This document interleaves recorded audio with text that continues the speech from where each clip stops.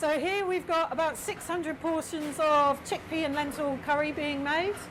Just over there you've got 800 plus. All of the food fresh from the warehouse first thing this morning.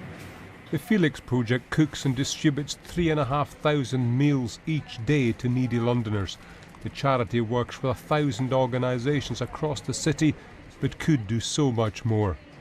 People are telling us that they're switching off their ovens and their fridges. People are still running the microwaves, so this provides them with the hot meal. Prices are soaring, however. The fridges and freezers need energy, the delivery vans need fuel.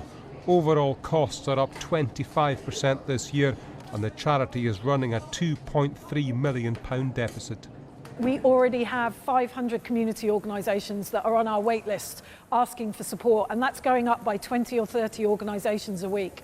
And you just can't help them at the moment?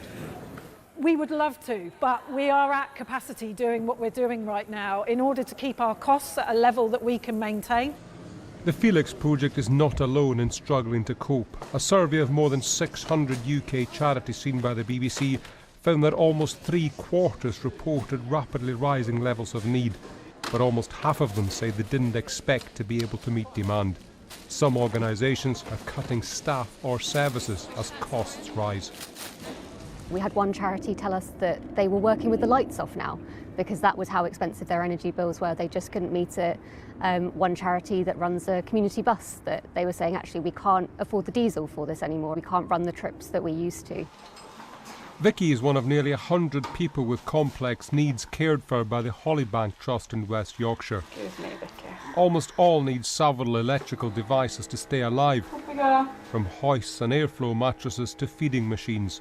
It all costs. If government support ends in March, the charity's electricity bill will be £606,000 a year, almost 400% higher than it was last March. Turning down the heating a little bit might help, but actually, if people aren't mobile, that's really difficult. We need to keep people warm to keep them safe and well. We are careful about turning off lights and turning off televisions, but this is a much bigger challenge than that. This is about government funding and stepping in where it's needed right now.